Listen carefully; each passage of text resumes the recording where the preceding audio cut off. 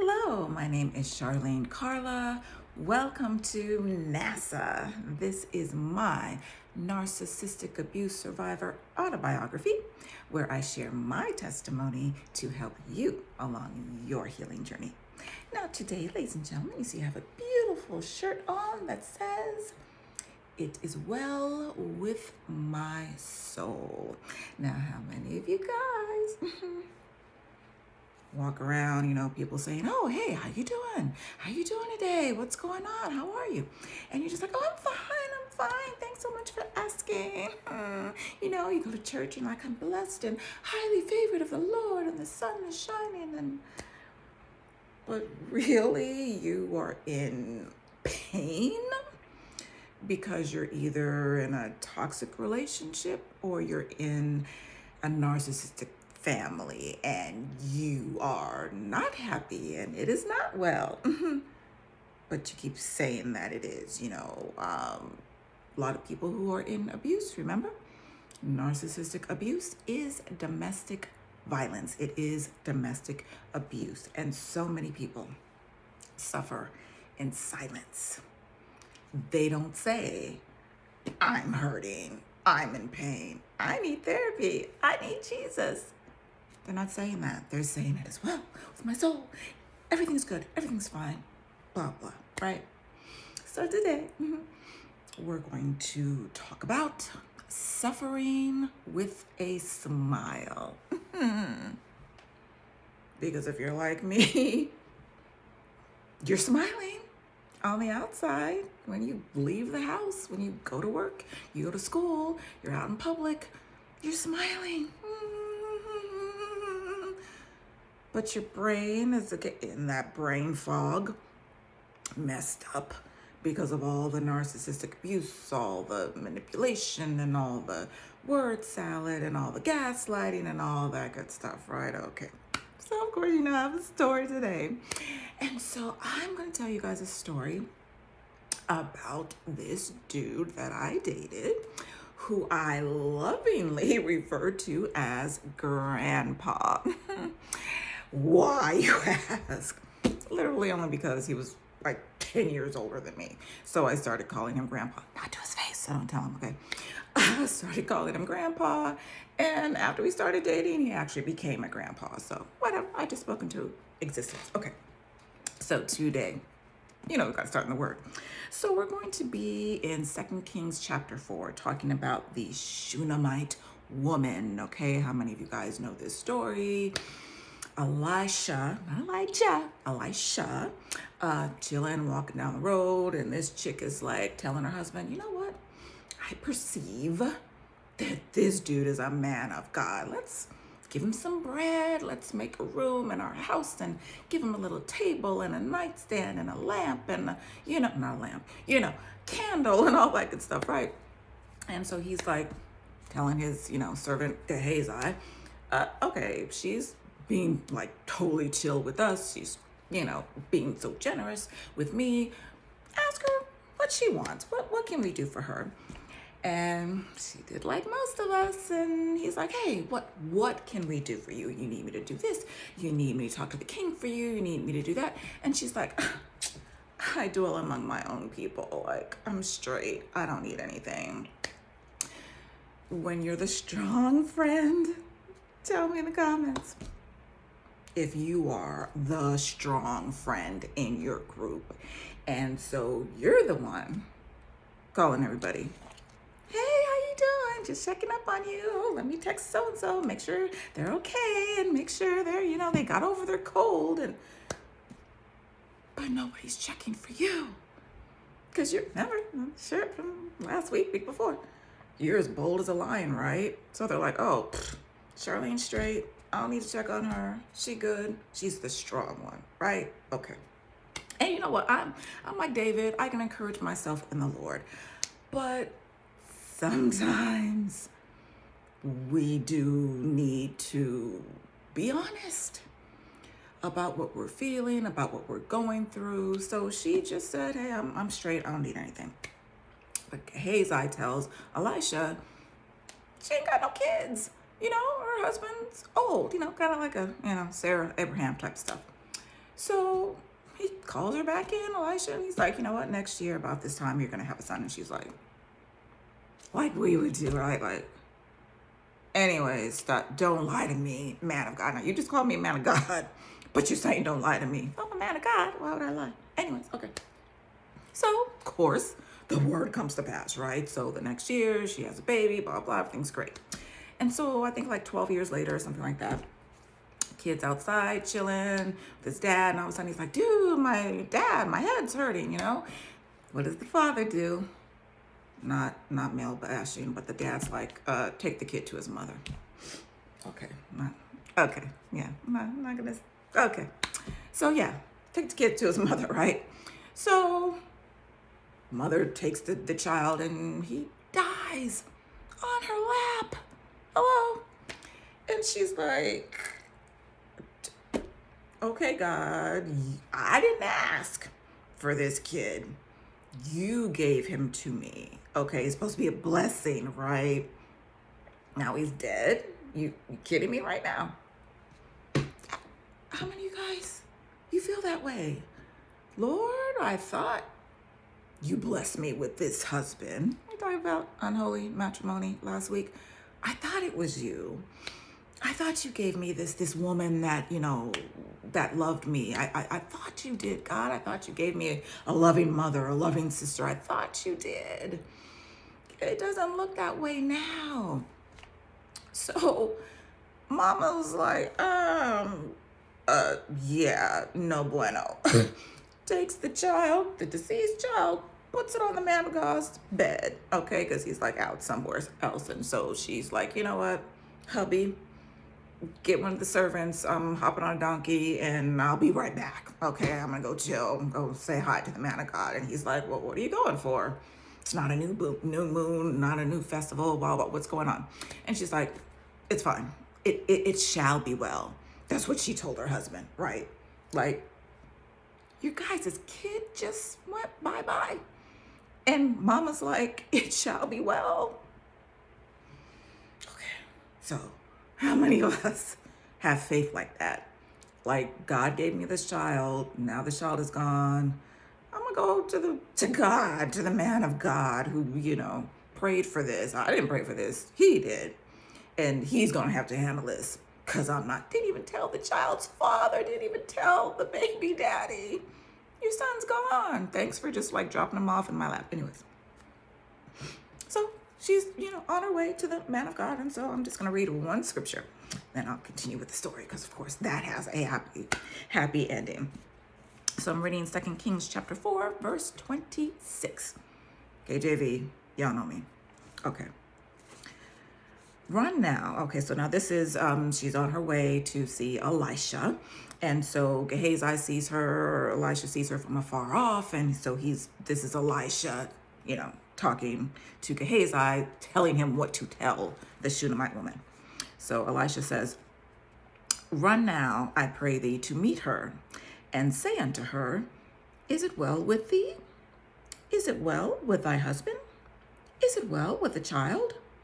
And she answered, it is well. It's well with my soul. It is well.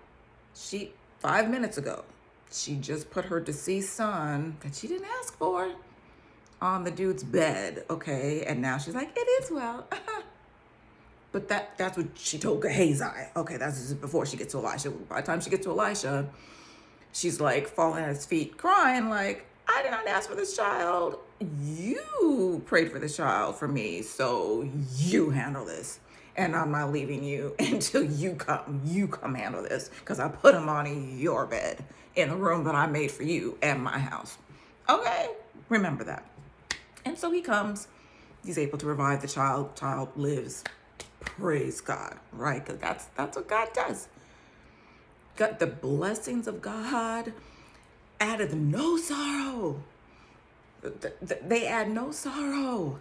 So if you think you have a blessing from God, but there's sorrow attached, probably was not God. Now, of course, we know that, again, there's always opposition to the building. Enemy's always mad when we get blessed or when we're favored. But God, the blessings of God, they had no sorrow. They make you rich. They add no sorrow. Okay? Okay. Keep that in mind. All right. So, suffering with a smile. So now this dude, Grandpa, I really don't think he was a narcissist officially, okay? But I know he went through some seriously traumatic childhood stuff that he just never healed from. Like literally just never healed from it. So he had anger issues and some other issues. But he wasn't a pathological liar. He wasn't manipulative, he didn't try to gaslight me, none of that narcissistic stuff, right? So I really don't think that he was. He was just in pain, like most of us are, walking around saying it as well with my soul, suffering with a smile, and just didn't ever get healed, okay? All right. So we met at an event. I used to be a part of a membership group, businesses and stuff. And so he was there. He has his own business. And so we met and we're just chit-chatting. I can chit-chat with anybody, okay? Like totally extrovert. So we chit-chatting. I'm chit-chatting with everybody. That's what I'm doing. I'm at the registration desk. I'm chit-chatting. And so afterwards, I'm still chit-chatting, okay? Usually the last person to leave, like any event, honestly. Just like when I was completely in the world at the club, like I would be dancing until the DJ stopped and the lights came on. Like I did not just okay, last call for drinks and then walk out the door. Anyways, okay. So we're talking when we go outside, and this is the funny part. So I was talking, kind of like talking in a group. It was like maybe like 4 of us. It was just like me and like 3 dudes, and we're just all talking about business and talking about whatever. And so go outside and one guy leaves and another guy's still standing there. So Grandpa, because he's as bold as a lion too, Grandpa tells the dude, y'all together? Dude's like, oh no. He was like, okay, good night. I told the guy, like, bye then. Let me talk to her. Y'all ain't together. And I actually love that about him, okay? A lot of things I loved about him, actually. But again, write this down. This is still a toxic relationship, okay? Because he's not healed. I'm not healed. So we're still trauma bonding. We're still 2 unhealed souls trying to do stuff together. And so it's still toxic, okay? Still roller coaster of ups and downs, okay? So, but when I was talking to him, oh my goodness, I felt so comfortable. It's kind of weird, actually, how comfortable I felt with him. Like we walked to his car and we sat down in the car and he showed me pictures of his family in his phone in the car. I'm like, oh, that's nice. Oh, it's Uncle Bud and Aunt B, and oh, that's so cute. And he looks at me. Oh my goodness, the way he used to look at me was like so lovingly, just like, he just looked at me like he just like really, really, really loved me, liked me, whatever. Yeah, we were in love at some point. Anyways, again, toxic relationship. So he's showing me pictures of his family and he's like, would you like to be in my family too? And I'm like, sure. I just met you. But I'm flattered that this man is like, hey, come on and be in my family. You're a stranger. You see how easy it is to get enmeshed with people? It's so easy to just like hop in to these toxic relationships when it really is not well with your soul, when your soul it's not healed. Your inner child is not healed. So you're just, oh, a family, oh, love, oh, potential spouse. Okay. And so we went like down the street to McDonald's and had a shake or coffee or something. But we're just talking and talking. It was so easy to talk to him. But he literally was like, hey, I'm going to go for a drive down to another city to see my sister tomorrow. You want to come? Like, I'm just meeting this dude this day. Like, I don't know him from Adam, okay? And Thank God I was actually busy the next day, or else I probably would have went and shoot. Like, he could have been a murderer, people. Could have been a real live psychotic dude, okay? But I'm talking to strangers. Didn't our parents tell us don't talk to strangers? Okay. But I'm feeling like I know him because he's unhealed, I'm unhealed. So we're just, yeah, we're becoming family, because of that. And so we dated for a while and everything was fine. And some things I loved about him, again, like, this is an older dude, right?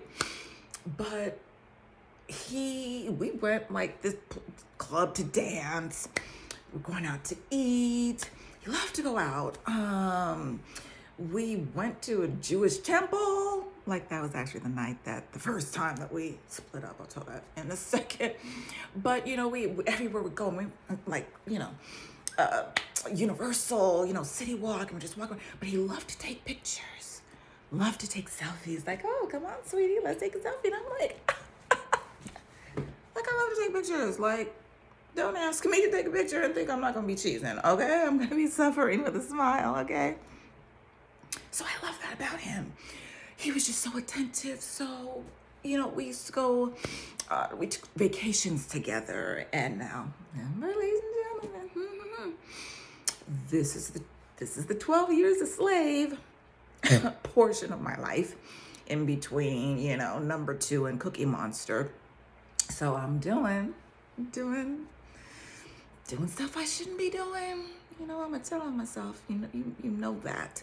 So I'm acting like, I don't know the word that says, fornication is a sin. Okay, remember? Don't try this at all. Okay, so I'm playing house with this dude, spending the night at his house, like, and I'm in my, getting back to the carnal mind. Please don't walk in the carnal mind, people, please, but on the mind of Christ. So in my carnal mind, I'm thinking, well, I'm grown. I'm 40-something, he's 50-something. I can spend the night at his house. What up? Ain't nothing wrong with that. I have needs, right? I'm a chick. I have needs, right? So I'm explaining away my sins, making excuses for it, and God's in heaven again. Like, when is she gonna stop? I'm like asking Peter, when is she gonna stop saying it? Okay. So we're going on vacation. He's doing almost like Cookie Monster with here's my credit card. Let's go wherever you want. He was the first person that said, whatever you want, baby.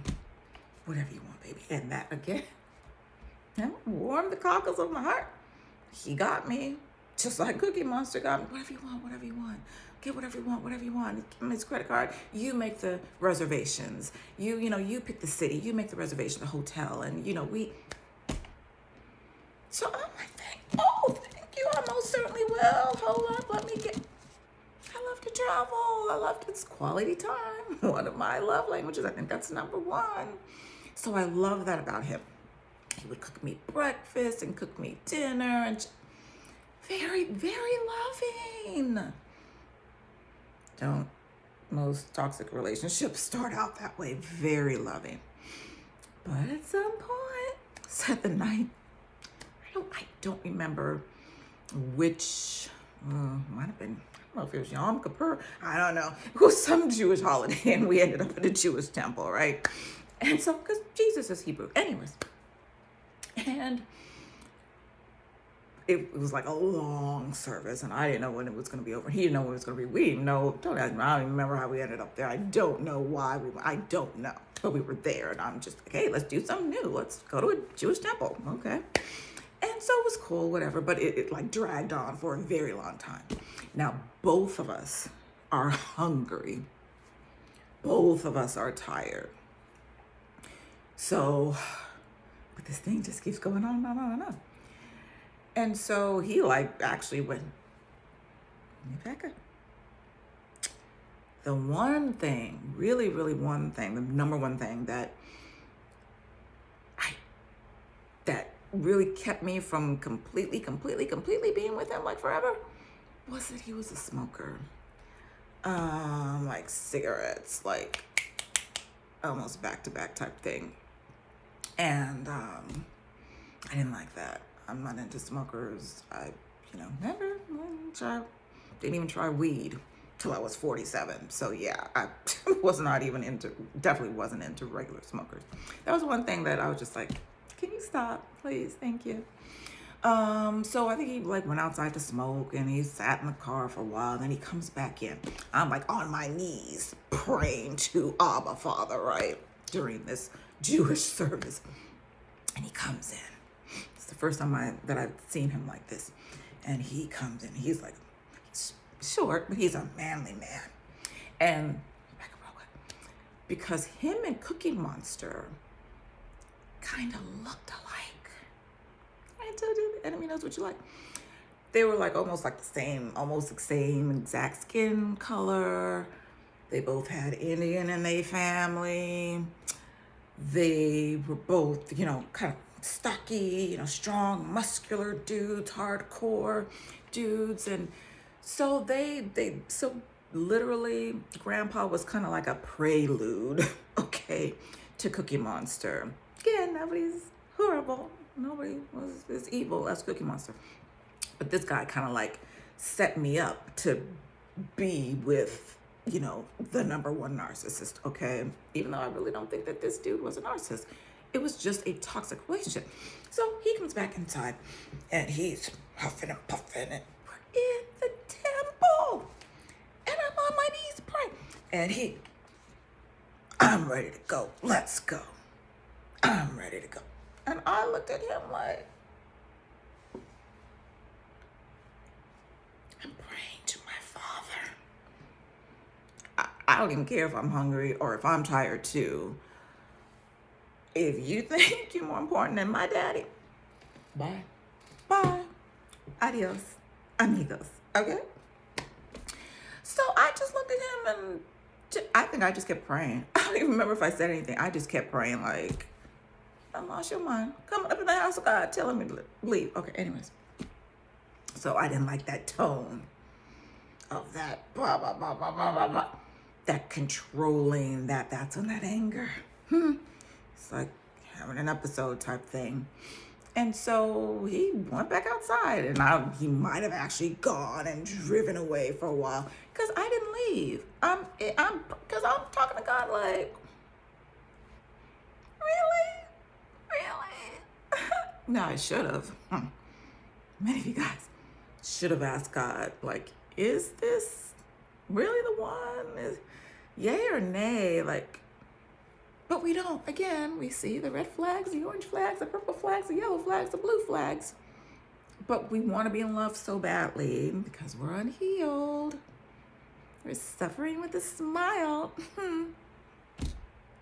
When we need to just say, God, what is in me, again, that's allowing this behavior, that's allowing me to be treated this way in this toxic relationship or narcissistic relationship, okay? So it was finally over, and I was glad it was over because I was tired, right? And I'm thinking, okay, I guess I'll just have to take an Uber home. But he comes back, and I get in the car, and the silent treatment. Not narcissistic, silent treatment. You mad at me because I want to stay in the house of God and pray to my Father? That you mad at me because of that? Okay. So I didn't say anything. He didn't say anything. And this was literally, so we drove back to his place. This was literally the first time ever in life that I took a Uber. Because this is before 2017, because we probably tried to stay together for a little over a year. But this is right before 2017, right before I lost my house. And so I still had my car and it was just acting up, but I still had it. So this is the first time ever I took an Uber. And so we got to his place and I probably had some stuff there. How many of you guys got a toothbrush at somebody else's house that you need to, you know what? You don't even need to go pick it up. Leave it there. Go to Dollar Tree and buy yourself a new toothbrush. Okay? Anyways. So I got my stuff and I just walked out the door, walked out to the street, got myself an Uber. And that was it. And I didn't talk to him for a while. But then I ran into him at another event. We started talking. He apologized genuinely. genuinely apologize. It wasn't a fake apology. It wasn't no crocodile tears like the narcissists do. It was genuine. I know it was. It really was. And he said, he told me, he said, I wish that I had approached you differently. I didn't realize how I was coming at you when I was trying to pull you out of the house of the Lord. Okay, so I believe that, and I was straight. We started dating again, whatever. So we were cool. We were good. We were good together for a while. He was in church. We went to church together. But again, he was not healed, and I wasn't healed, and really didn't know it. I'm just looking at him like, he probably should go to therapy, but not even looking at myself, right? But again, remember, we're going on vacations and staying in hotel rooms and doing things we shouldn't be doing. And so, again, it's like Cookie Monster. Remember I said that I felt like I was being, like, when he had an episode, I felt like that was just my punishment for sinning. And then I would reward myself with some more sin. That's exactly what I did with Grandpa. Exactly. He'd have a little episode of being mad about whatever he was mad at. It wasn't, I don't know, wasn't as out of the blue as Cookie Monster and other narcissists, just explode for no reason. Maybe he had reasons, I don't know. But, and then I was thinking, okay, well, you're just outside smoking, so you're inhaling all these demons, and then you're coming back in here and acting a fool. So I'm thinking that, and then I'm thinking, okay, I'm here with you in this hotel room, sinning myself. So that's, again, this is all my punishment. So I'm just going to take it with a smile and suffer with a smile and walk around saying it as well with myself when it's not. Okay? So let's stop lying to ourselves. Bad enough we're lying to other people, saying, I'm fine, I'm good, it is well, blah, blah, blah. Don't lie to yourself, because you know it's not well with your soul. You should speak life, My woman's like, it is well. It shall be well. It is well. It is well. She's speaking life. I'm not mad at her for that. Okay. And she did go to God, to the man of God, like, I need you to help me because I'm saying it's well, but really it's not. So handle that. So at least she did that. So can we please do that? Be honest with ourselves. Be honest with God. Lord, I'm in pain. Lord, I just stumbled into this toxic relationship. And now I'm in pain, and I don't know how to get out. And if you don't bring me out, again, that quicksand, I'm just gonna sit here and drown in it. Let's just be honest about that, okay? So again, this went on for a little over a year after we got back together. And again, the good times, like with Cookie Monster, the good times were exquisite, were extra good, okay? And we're going to places I haven't ever been before, doing things I have never done before. And again, we're taking these happy selfies. Even though we're suffering, while we're smiling. Okay? So, but at the end, let me back up. This is one hotel that we went to in this one city, one of my favorite beaches in Florida. And it's like every time we went on vacation, he had an episode. But again, I'm thinking, we're on vacation sinning, so that's why. Okay. So, but this one particular hotel that we went to that he had an episode in, one of the times that we split up, God actually brought me back, not to that hotel, but like to the hotel across the street.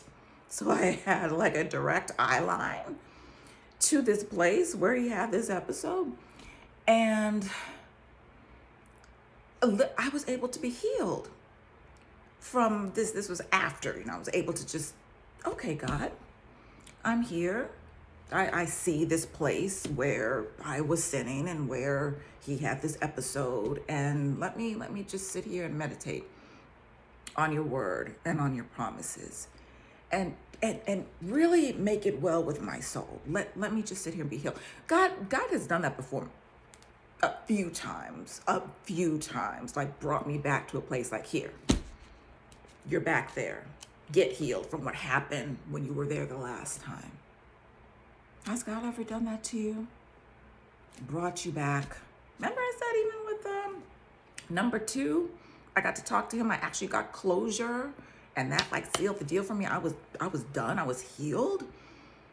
God will do that sometimes. Bring you back to the same city, bring you back to the same neighborhood that you grew up in with these narcissistic people or family members. And he will bring you back sometimes to heal you, bring you back to prove, to your enemies that you've changed, that God himself has changed you. He'll give you that opportunity. What does Psalm 23 say? I'm going to prepare a table before you in the presence of your enemies. They're going to see you get blessed. They're going to see you highly favored of the Lord, for real. Not just because you said it as a cliche. For real, okay? They're going to see you healed physically, spiritually, emotionally, mentally, financially, okay? In every way, God will do that for you. So that's what God did for me. I actually got to get, and I'm staring at this, I'm across, it wasn't even across the street. It was literally like across the parking lot. But I stood at the window like, let me be healed.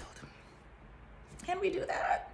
Again, you need to pause this video and just Selah and just, okay, God, let me be healed. I really want it to be well with my soul. I don't want to just say, it is well, all is well, it shall be well, I'm good, I'm fine. I don't want to. I'm hurting and I'm tired.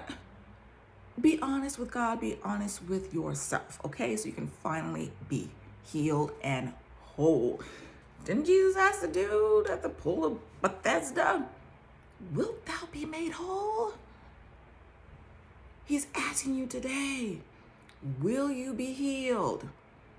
Because it's up to you. It's not up to the crazy baby mama or the crazy baby daddy or the absentee father or the narcissistic mother. It's up to you. You want to be healed? Be healed. You don't have to suffer in silence. You don't have to suffer with a smile anymore. Okay? Okay. So God did that for me, and I'm very grateful for that. And so I think when it ended, let me see, because it ended a couple of times. It's like with the Cookie Monster. So now, let me back up a little bit. When he did have these episodes, Grandpa, I wasn't scared. It wasn't frightening, like, Fright Nights 1 and 2 with Cookie Monster. It was just like, okay, you're angry right now and you shouldn't be. And you're not angry at me, you're just angry at the world. And again, but I'm thinking of, oh, you poor baby. Let me heal you like I'm your Holy Ghost. I'm not. Okay, thank you. Somebody needs deliverance, they have to want deliverance to be delivered. If somebody needs healing, they have to want healing to be healed. You can't do it. You're not that type of doctor. You can't do it. So I kind of, again, I just sat back like, this is irritating. So I was irritated when he would have an episode, but I wasn't ever afraid. But so one time we're coming back home from vacation and he has an episode. And I remember this. We're in the car. I feel like, I don't know if the radio was on or not. I think I just like load down the radio and I said, like, do you care how I feel? I think I just said something. It was a sweet, innocent, do you care how I feel? I think it was just that simple. And he...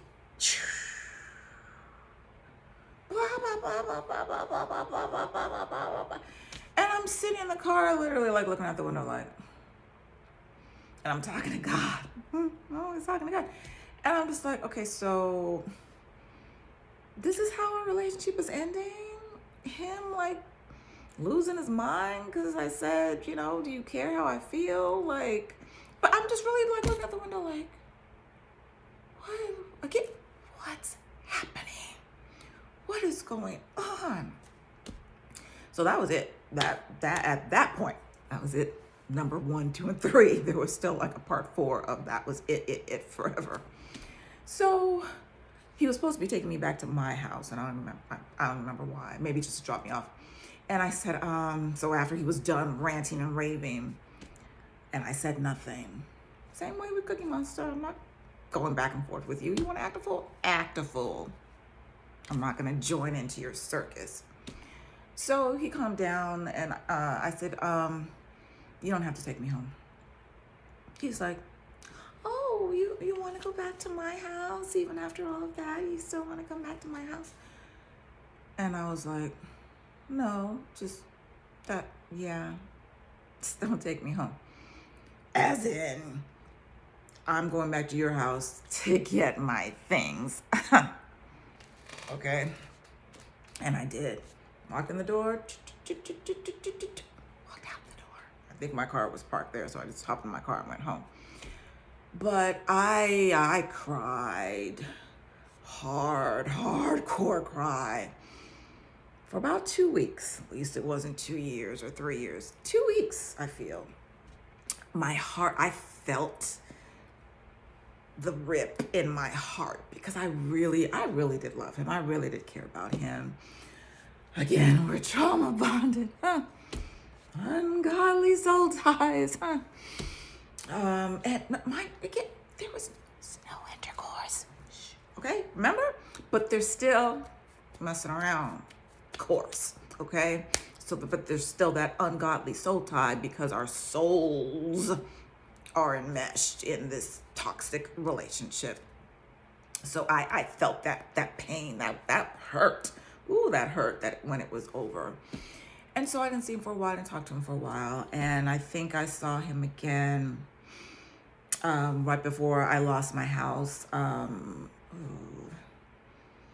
some point, oh, brother. No, that was after. Okay, so I lost my house. I don't know what happened. Oh, I think he had some stuff in my garage. So I had to call him and say, hey, I need you to get your stuff because I'm moving out. And so he did. And so I actually said, you can have my washer and dryer. I don't need it. I'm going to go live with a friend of mine for a couple of months. Like, I don't need this washer and dryer. Take it. Have a nice life. So, but he actually stole a kiss. Stole. It's like the enemy comes to kill, steal, and destroy. He stole a kiss from me. I'm in the truck, my moving truck. Didn't even offer to help. Anyways, in my moving truck, doing all this by myself. Single mom. And so he's like, I know you still love me. I know you still love me. I mean, like, seriously, thought that I did. And I'm just like, yeah. Who told you that lie? Anyways. Because at that point, no, I did not. I was done. I had already cried my last cry. I was like Lisa. I was all cried out, okay? And so again, we didn't talk. And then my car kept on dying. And so I remember one time, because it was, oh my goodness, my car was this mechanic, that mechanic, this mechanic. This is wrong with it. This is wrong with it. This is wrong with it. And so I ended up with this one mechanic, and I'm sitting there, the dude's like, oh yeah, it's going to be like $500 and blah, blah. And I'm just like, I just lost my house. I just gave my friend money because I just moved in with her. I'm still in school. School is like 1,000 miles away from now where I'm living with my friend. I don't have $500. And God was like, call Grandpa and ask him for the money. And I was like, oh Lord, are you serious right now? But I didn't have room on credit cards to do it. I didn't, in my mind, I didn't have any other option. And God told me, I didn't just like, let me call Grandpa. Like, we're done. You're my ex. Okay. You're on my list of exes now. But I texted him and said, hey, Grandpa, sorry to bother you, but, and he responded immediately and said, how do you want me to send it? quick and easy, no issues. I'm like, PayPal, please. And he did. You know why? Because I helped him reactivate his PayPal for his business. Anyways, you see the seeds that I sowed? I sowed some seeds into him, helped him like fix his invoice and all type of stuff. So anyways, yeah, reap what you sow. So I sowed something good into him, so he sowed it back into me. And I said, hey, I don't know when or how or if I can ever pay you back. Just FYI. And I didn't ever. Anyways, so later on, we actually tried to get back together again.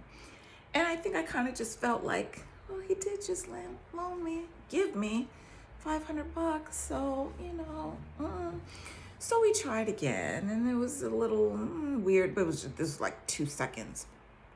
But it ended because of that washer and dryer. Remember when I moved, I said, here, take the washer and dryer. I didn't say, give me the money for it. I said, here, take it. I don't need it. So then later on, after we're almost kind of sort of getting back together, I was like, I don't know what we were just talking about. And I said, oh, you know what? Maybe he told me, maybe he was thinking about selling it or something because he didn't need it. Maybe he was thinking about selling it. I don't remember. But I just said, oh, well, something like, if you sell it, then that'll be like the money that I owed you, And he was like, no, you still owe me. And I was like, click, like that. That was the end. That was the end, complete end. Over washing a dryer. After all the back and forth that we had did. But toxic relationship. How many of you guys, again, you keep trying to go back and forth, and with him, there was no Hoover, there was no love bomb. Again, he was not a narcissist, but it was still a toxic relationship. So again, that's not good. That is not God's best. Just like God didn't join you together with a narcissist, he's not joining you, to be in a toxic relationship. For what? To suffer with a smile? No. So when we say, the Shunammite woman, it is well, yes, speak life. It is well. It shall be well. It is well. It is well with my soul. Say that out loud to encourage yourself. Don't say it to other people, honestly. Don't say it to God. Don't say it. Don't lie to other people. If Sally calls you and says, hey, Charlene, what's up? Are you okay? No, Sally, I'm not okay. I'm sad. I'm mad. My heart's broken. Well, be honest, okay? Just be honest. There's no point in walking around, I'm blessed tonight, favorite of the Lord. It is well. I'm happy. Blah, blah. And then you complain and say, nobody cares about me. Nobody's checking up on me. Because they don't know that they should be. Hello? They don't know. So I can't complain if Junebug and Leroy don't check up on me, if they don't even know that they should be. Now, just as friends, yes, say, hey, what's up? Just checking in. You should. Everybody. It should be a two-way street, with any type of relationship. There should be that back and forth communication, just like intimacy with God. Not only are we talking to him in prayer, we need to be listening. Hello, open your ears, okay? For instructions. Don't just say, Lord, I need a new job. Give me a new job. In Jesus' name. Goodbye. And then you walk out the door and he's like, I was going to tell you where to apply. Okay? So with friends, with family members, it's communication is a two-way street. Again, if you are the strong friend or the strong person in the family and everybody comes to you, if it's not well with your soul, let somebody know. Not somebody, hold up, not somebody that's going to be gossiping about you. Not somebody that's going to put your business all out in Facebook land and IG world, okay? Somebody who's genuinely going to pray for you. Somebody who genuinely cares about your soul. Because some people don't. They really don't. But it's time. Again, encourage yourself. That's what David said. I'm encouraging myself in the Lord. You know, when I am crying, I'm still praising God. Lord, I'm mad, I'm sad, I'm hurt, I'm this, but I will still bless the Lord at all times, and his praise shall still continually be in my mouth, no matter what's going on. That's how I encourage myself in the Lord. Okay, that is how. Thank you. If my heart is broken, thank you, Lord, for healing my heart. If my soul is wounded, thank you, Lord, for healing my soul, for restoring me. That's how you encourage yourself. Say it as well to encourage yourself. But don't suffer with a smile. If you need help, you need to call the domestic violence hotline. If you need to call a counselor, a therapist, again, if you need to get in a support group, thank you, Narc-Free Living. Okay? Get into a support group of other survivors, especially of narcissistic abuse. You need that. You need that. When I know when I need prayer, I'm like, Susie, can you pray for me? Copy and paste. Billy, can you pray for me? Copy and paste. Marianne, can you pray for me? There's a certain people that I'm like, I need you to pray for me. I need you to, because I know they're going to get a prayer through. I know they're a watchman on the wall. They're going to get a prayer through to my Heavenly Father. I know that. They're not going to be like, oh, dang. She in another toxic relationship? She need to stop doing X, Y, Z. No. Those are not the people. Again, ask God, who can I trust? Because this soul stuff, this pain stuff, these toxic relationships, these abusive narcissistic relationships, you can't just talk to anybody about them. Not everybody's gonna understand. They're not gonna understand why you're still there. They're not gonna understand, why don't you just leave? Why don't you just leave? Why don't you just leave? And it's like, again, I'm locked up in chains. It's not like okay, I'm just walking out the door. That you gotta break those chains, sever those ungodly soul ties, and renounce all those, ungodly agreements and demonic agreements and covenants. That's not just okay, I'm walking out the door. You're right. He's bad for me. You're right. I'm just leaving. It's a process. Remember, healing is a journey. It's a journey. It's a daily journey. So please stay on the journey. And if you realize, like I should have with Grandpa, when you realize that, yes, I'm in this toxic relationship, get out.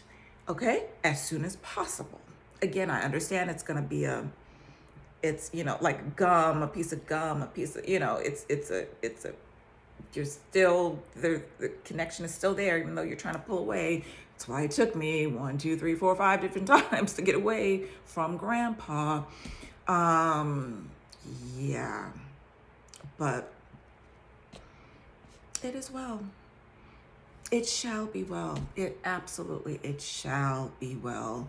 Trust God to bring you out. Ask God to give you the strategy to get out, to send people in your life that are really going to pray for you, to send help. My help comes from the Lord. That's what David said. My help cometh from the Lord, which made heaven and earth. Okay? So God will send you help. He will send you everything and everyone you need. Just trust him so you can smile, a genuine smile, without smiling, suffering with the smile. You don't have to suffer with the smile. You don't have to suffer at all. Okay? Get to the point where you don't want to. All right? Okay. Thank you guys so much for watching this video, for liking and sharing this video. Thank you for leaving positive comments to help other people. Again, if you want to contact me directly, takeupthysword.com. Thank you for being on my channel, for subscribing to my channel, hitting that notification bell on my channel. If you need to contact me on social media, all of my links are in the channel description. You guys be blessed and you be safe.